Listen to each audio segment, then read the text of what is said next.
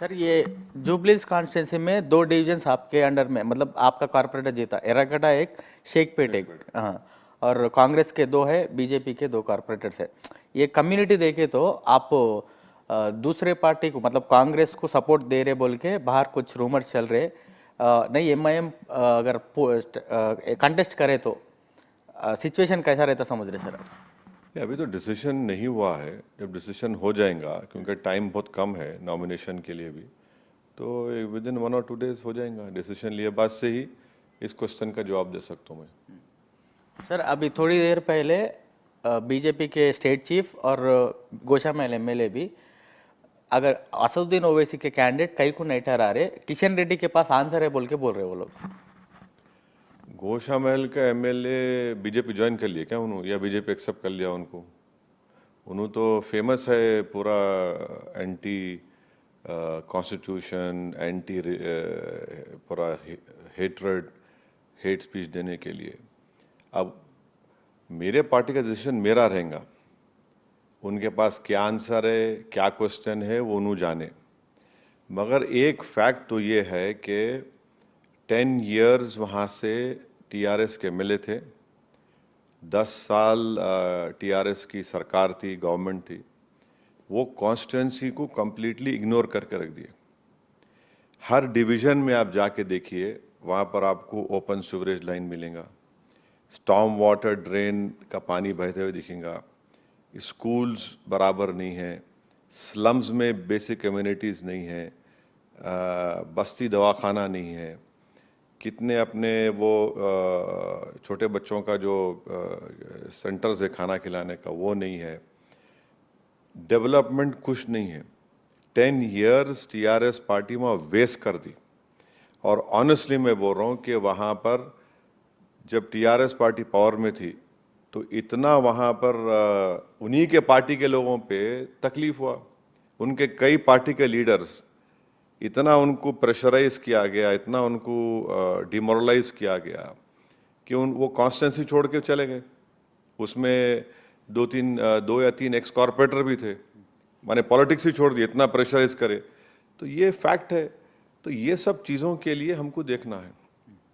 Sir आपका party यहाँ पे पैदा हुआ, यहाँ पे बेस बहुत ज़्यादा है, लेकिन आप देश के हर स्टेट में कंटेस्ट करने के लिए आगे जा रहे हैं, लेकिन जहाँ पे बेस ज़्यादा है, जहाँ पे आपको पावर ज़्यादा है, वहाँ पे कंटेस्ट करने को इतना सोचना क्यों पड़ रहा सर? ये पार्टी का डिसीजन है। डिसीजन है, डिसीजन में फिर डिस्कशन होना, फिर एक कंसेंसस पे आना। तो ये तो हर पार्टी का प्रोसेस है। ऐसा नहीं है कि मैं अकेला हूँ, सबको जिम्मेदार लोग हैं, सबसे बात करने का है, बात हो जाएंगी। आजकल में तो एक राउंड डिस्कशन हो गया और एक राउंड करना है, उसके बाद हम लोग डिसाइड कर लेंगे। जहाँ तक पार्टी एक्सपेंशन का है तो नेचुरल है, हर पॉलिटिकल पार्टी चाहती है कि अपना उनका स्प्रेड हो, उनकी पार्टी स्ट्रेंथन हो, तो नॉर्मल है, ऐसा कोई नई बात नहीं है। सर अब हैदराबाद में, मतलब जुबलीस कॉन्स्टिट्यूंसी थोड़ा इम्पोर्टेंट, बहुत बड़े लोग ज़्यादा रहते, गरीबा भी बहुत ज़्यादा रहते वहाँ पे, लेकिन जो कैंडिडेट कांग्रेस ठहराया नवीन यादव, आपके पार्टी में थे, आपके पार्टी से कंटेस्ट भी करे, अब आपके पार्टी से बाहर निकल गए। इफ़ एट ऑल आपका डिसीजन कम्प्लीटली नहीं हुआ, इफ़ एट ऑल आप कांग्रेस को सपोर्ट करना चाह रहे, नवीन यादव है वहाँ पे, सपोर्ट करने से? नहीं, अब उन हमारे पार्टी में नहीं है, हमारे पार्टी में नहीं है, उन्होंने कोई दूसरी पार्टी में है, और उन्होंने उस पार्टी में वहाँ काम कर रहे, वो पार्टी उनको कैंडिडेट बनाई, तो वो उनका डिसीजन है। हमारा डिसीजन अभी 1-2 दिन में आ जाएगा। और यहाँ पे देखे तो 10 साल बीआरएस का गवर्नमेंट था, अब ओनली ऑलमोस्ट 2.5 ईयर्स कांग्रेस का रूलिंग है सर, कैसा है सर? आपका ऑब्जर्वेशन कैसा है? नहीं, मगर 10 इयर्स तो जुबली हिल्स के लिए, जनता के लिए वेस्ट हो गया। वहाँ पे गवर्नमेंट में रह के भी चीफ मिनिस्टर उनका, म्यूनसिपल एडमिनिस्ट्रेशन मिनिस्टर उनका, मगर उन्होंने जुबली हिल्स को डेवलप नहीं कर सके। जुबली हिल्स में बेसिक कम्युनिटीज़ प्रोवाइड नहीं कर सके। वाटर का प्रॉब्लम है, वाटर स्टैग्नेशन का प्रॉब्लम है, सीवरेज लाइंस की नई ज़रूरत है। अपना एरागड्डा में इतना बड़ा हॉस्पिटल का लैंड है, उसको यूटिलाइज कर सकते थे, टेमरिस के स्कूल्स खोल सकते थे। ये सब बातें हम लोग बोले हैं, ऐसा नहीं बोल के नहीं, मगर कंप्लीट वेस्ट हुआ और वो इनजस्टिस हुआ जुबली हिल्स की जनता के लिए, जुबली हिल्स के वोटर्स के लिए। तो ये हमारे लिए है। अब हम तो ये देख रहे हैं कि कैसा जुबली हिल को डेवलप करना। आप सही बोल रहे हो, उसमें एक स्लम्स भी है, बहुत बड़े लोग भी है, फिर नॉर्मल अपर मिडिल क्लास भी है, वेरियस बैकवर्ड क्लास के लोग हैं, दलित है, मुस्लिम है, अपर कास्ट कम्युनिटी के लोग हैं। तो ये सब चीज़ें हैं। पर जुबली एज अ कॉन्स्टिट्यूंसी अगर आप देखेंगे ना, तो जिस तरह से एक रूलिंग पार्टी में रहते हुए जो डेवलपमेंट होना था, वो डेवलपमेंट बीआरएस पार्टी नहीं कर सकी। दूसरी बात यह है कि लास्ट पार्लियामेंट इलेक्शन में आप देखेंगे कि नियरली कितना 35% के करीब टीआरएस का आउट था 23 असेंबली इलेक्शन में। वो कोलैप्स हो गया पूरा। बीजेपी के 8 एमपी जीत गए यहाँ पे। मैंने टीआरएस का आउट 34-35 से 15% पे आ गया विद इन 6 मंथ्स। वो भी हमारे लिए एक हमारे थिंकिंग में है, वो भी चीज़ है कि सडनली टीआरएस बीआरएस का आउट इतना गिर गया कि बीजेपी के 8 एमपी जीत गया और उनका एक भी नहीं जीता। तो ये भी हमारे पार्टी में डिस्कशन है इस बारे में भी। तो इसके बारे में हम सामने रख कर डिसाइड करेंगे। सर, आप ये आंसर देने के बाद, सुनने के बाद एक क्वेश्चन रेज होता बहुत जने को, दूसरे स्टेट्स में बीजेपी को पॉजिटिव होने के लिए असदुद्दीन ओवैसी एक कैंडिडेट को ठहराते, लेकिन यहाँ जहाँ पे अब हैदराबाद में कांग्रेस को कैसा सपोर्ट कर सकते, एक क्वेश्चन। और एक क्वेश्चन, कौन से साइड है एक्चुअली? एक तरफ बीजेपी की दिखता, एक तरफ कांग्रेस दिखता, या नहीं तो जो सत्ता में है उनके साथ में रहते। ऐसा है ना, अब किसकी आंखों में प्रॉब्लम रहा तो उन्हें उसको लाल दिखता या उसको काला दिखता। अब उसके आंखों का इलाज तो मैं नहीं कर सकता, तो नंबर लगा रहा है नक्की। हमारे को जो दिख रहा हम बोल रहे हैं आपको, वो क्या है? वाइस प्रेसिडेंट का इलेक्शन हुआ, मैं एक ही एमपी हूं, किसको वोट दिया? मैं किसको वोट दिया बोलो आप? जस्टिस सुदर्शन रेड्डी साहब को दिए, उन्होंने इंडिया अलायंस के कैंडिडेट थे। बावजूद इसके कि कांग्रेस के हाई कमांड का कोई आदमी नहीं बात करा मेरे से। लास्ट 5 इयर्स पहले मैडम सोनिया गांधी डायरेक्ट मेरे को फोन कर रहे थे। उस वक्त भी मैं कांग्रेस को अपोज कर रहा था, जब मैं टीआरएस को सपोर्ट कर रहा था। मैडम सोनिया गांधी बात करके बोले, I want you to support. मैं yes madam, I will support. Do you want me to send a candidate? बोला no madam, it is good enough, he is Mahatma Gandhi is grandson. तो ये मेरा पॉलिसी कंसिस्टेंट रहा। Secondly, BJP Narendra Modi 3 मरतबा prime minister बने, 2014, 2019, 2024। कितने parliament की सीट हम लड़े बोलो आप, जिससे बीजेपी को, चलिए मान लो वो जो बोल रहे एलिगेशन लगा रहे, उसमें सच्चाई क्या है बताओ आप? अच्छा, तेलंगाना में 1 सीट लड़ा मैं, 8 कैसे जीत गए बीजेपी? भाई बोलो आप, मैं जिम्मेदार हूं क्या?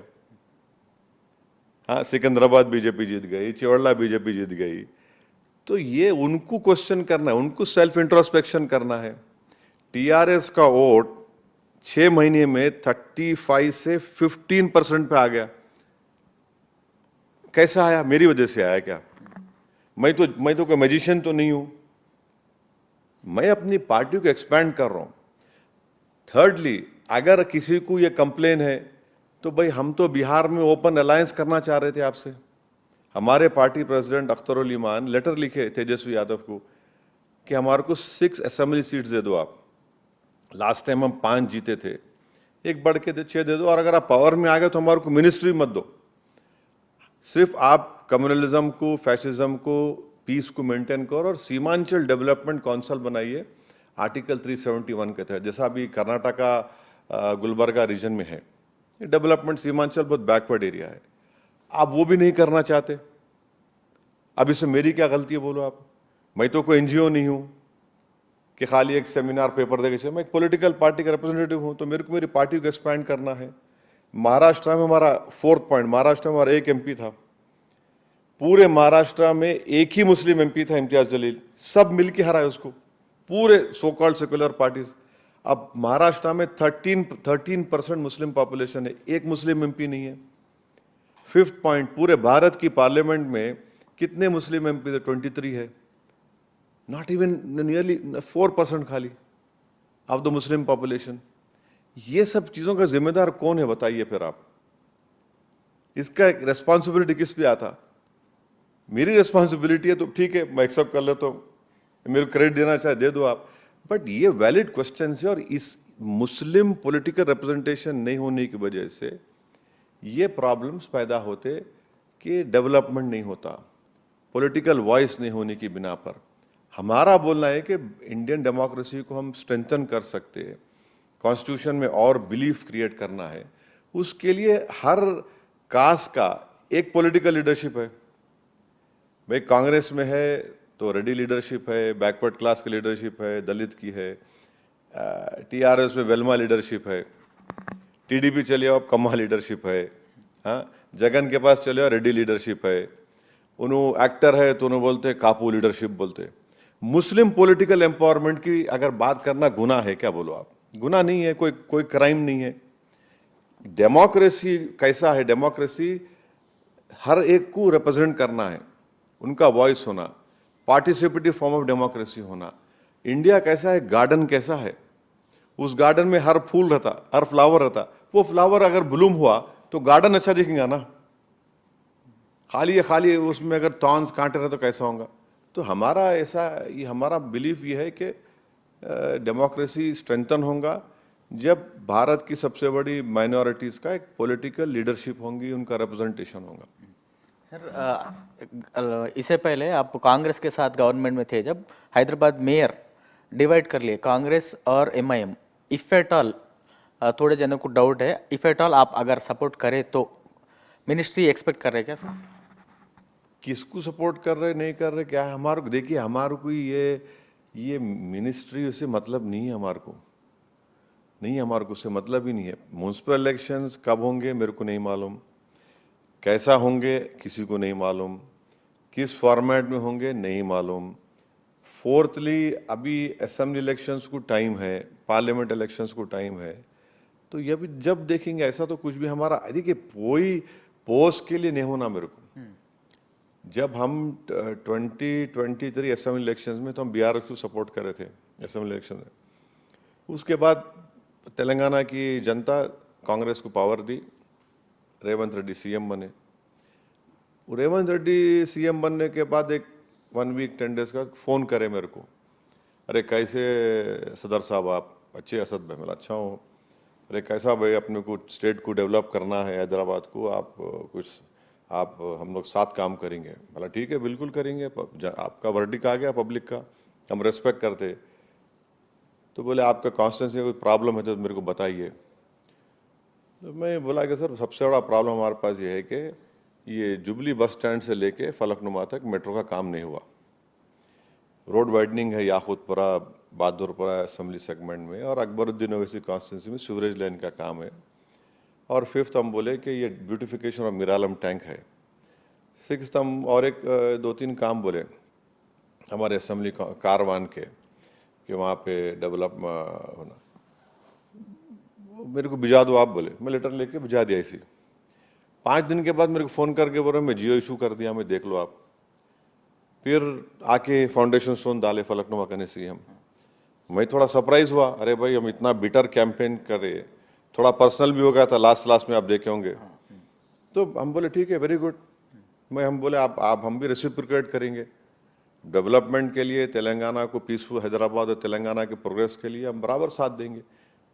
तो ये हम बोले देखे, तो अभी चलेंगे, अभी देखेंगे। इससे पहले आप बीआरएस को सपोर्ट करें, उनके साथ चले ना सर, इतना ही प्रोएक्टिव रिस्पांस उनके से नहीं आया क्या? ये काम नहीं हुआ था, जितने मैं काम बता रहा हूँ ये काम नहीं हुआ। मेट्रो का काम नहीं हुआ, रोड वाइडनिंग का काम नहीं हुआ, अकबरुद्दीन ओवैसी कॉन्स्टिट्यूंसी में सीवरेज लाइन का काम नहीं हुआ।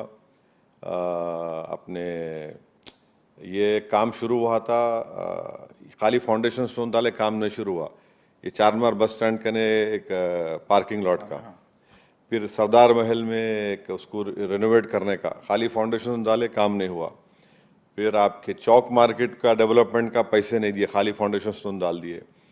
कारवान में सीवरेज लाइन का काम शुरू हुआ था, मगर ये इतना ये जो काम जरूर थे। अब मिरालम टैंक का ब्रिज का सीएम सैंक्शन करे, इतना बड़ा ब्रिज आ रहा ऊपर, वो उसका पूरा वो ये काम नहीं हुआ। लेकिन एसआरडीपी वर्क्स आपके पार्लियामेंट में वो ज़्यादा हुए ना सर?